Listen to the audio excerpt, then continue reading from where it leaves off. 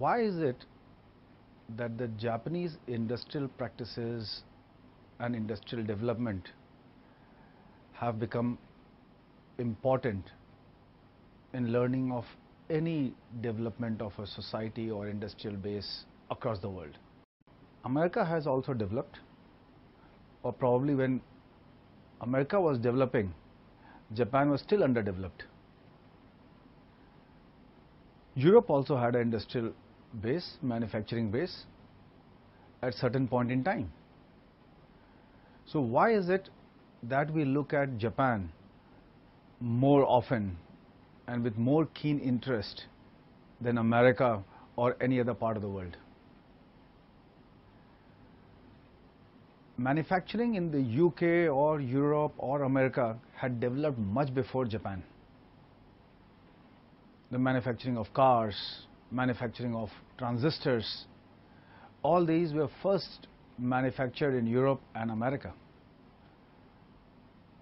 And in fact, transistors were imported by Sony into Japan to make the first radio. So what is it about the Japanese industrialization that is so intriguing and so interesting? Why is it that we are constantly trying to mimic or understand the development of Japanese industries? There is one point which is the starting point which makes Japan so endearing, especially to people in developing nations. After World War II, 60% of Japan's capital stock was destroyed. This took away their ability to produce anything. On the other hand, they didn't even have money to invest. It is this level where the country was brought to is very intriguing. Most of the developing countries, for that matter us in India too, are often short on capital. While Japan started off with less capital, America and Europe were flushed with capital. During those days, most of the capital flight took to these developing countries, or rather, these developed countries. So Japan becomes as a suitable example for us to explore just because it started off from a place where its capital base was low. However, after 1952 to 1971-72, Japan's growth was phenomenal. It was so good that it outstripped America's growth, and in 70s, Japan started emerging as a force to reckon with. Why 70s? It was in 70s that the first oil shock happened, and the move towards cheaper vehicles, less fuel consuming vehicles became more popular. So at this time, when the Japanese companies were consistently making profit and the American car manufacturing industry wasn't, world took note of what Japan was doing. So Japan, industrialization of Japan or development of industrial practices in Japan had two things which made it a suitable example to copy. One was they started off with very low capital, and second, for a huge number of time they kept improving, and at certain point in time they had become world class.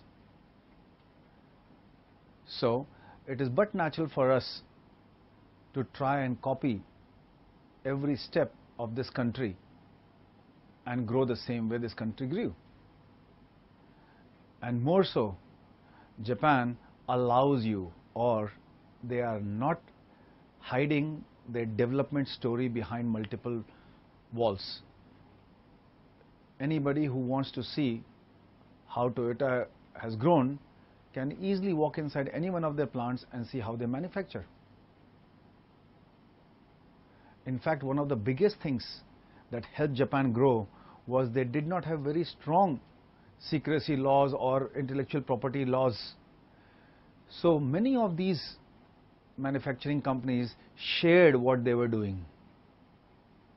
In fact, this led to many things like shared resources. If one company or if somebody got special resources which would help improve manufacturing practices, it was not held captive or secret, or it was not given a unique, you can say, cutting edge benefit to one company and the company did not share with anybody else. It was very common for that resource to be shared amongst many automobile manufacturing companies, and so this collaborative approach also helped. Sharing of resources led to collaborative approach, which also reduced investment. There are many such incidences which build the industry.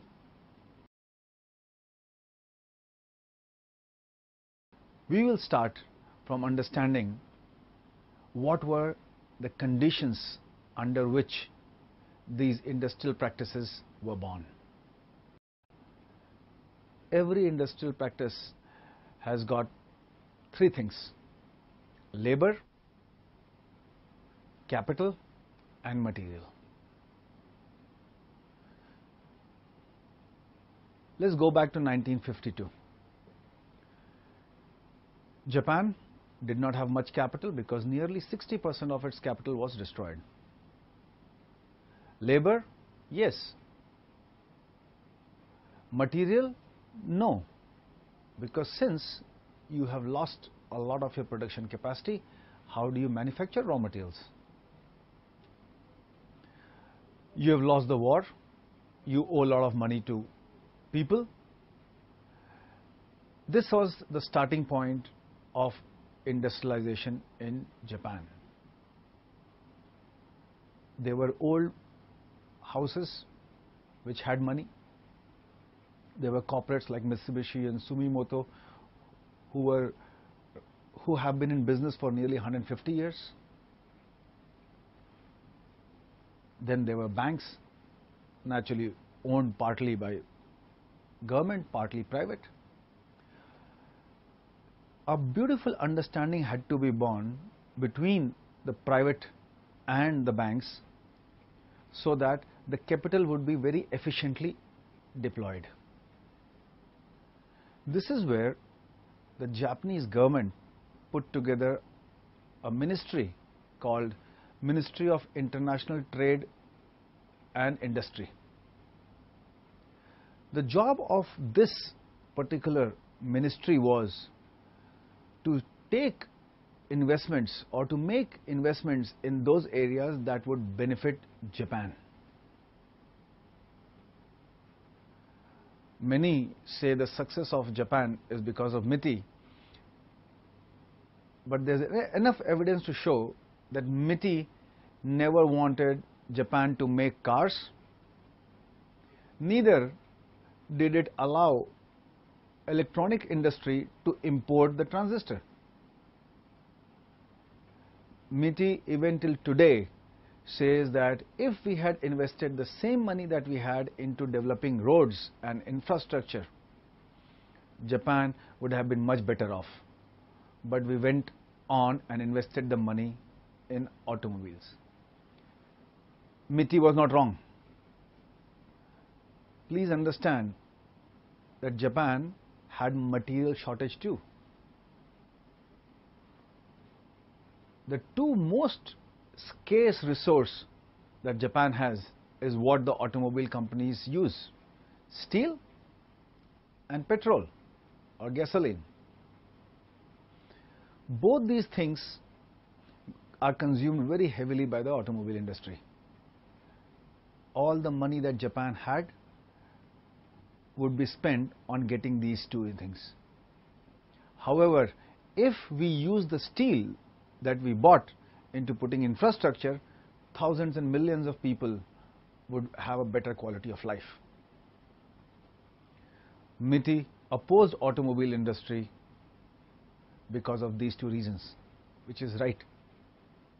However, This also put a unique pressure on the automobile industry. If they had to make cars, the cars had to be fuel efficient. But before they made cars, they also had to make sure that they use less of resources. Less of resources means less of capital.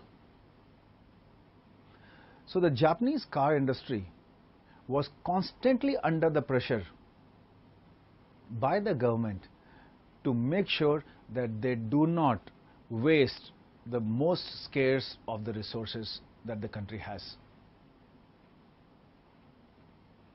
This was the reason why Japanese started using less and less of their raw materials or materials and making cars which were using less and less fuel too. And this is what made them into a big industrial hub when they came to 70s. When the first oil shock happened, yes, people started using cars which consume less fuel. And then the Japanese car manufacturers started making sense to the world. However, let me go back and touch the labor part. After the World War II, or around the time before the Americans left Japan, there was a pressure on the Japanese government to develop an industry which was more capitalist in approach. And so there was a pressure on them from the outside world to allow labor unions to flourish. Since there was an old practice in Japan of these big industrial houses which had the capital to be paternalistic, and they didn't allow disruptions to take place, they did not take very nicely to these industrial unions. And industrial unions, being a big part of negotiating world of the capitalist part, were getting a lot of funds from outside Japan.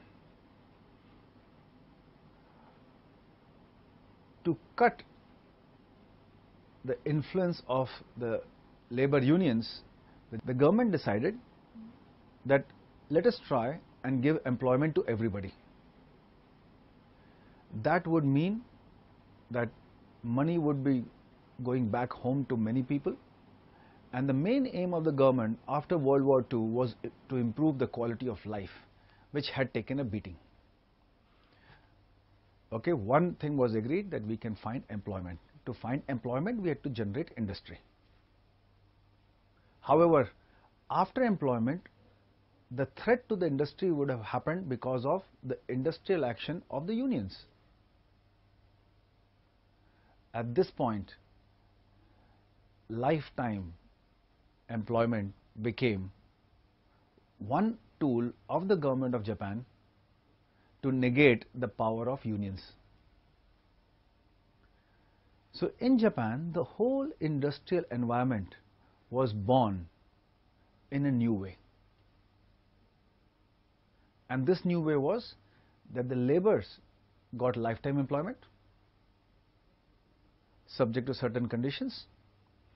2, the capital was very less and it had to be used in such an efficient way, and you just can't say you're using it, you have to demonstrate to the government that this capital was being used efficiently.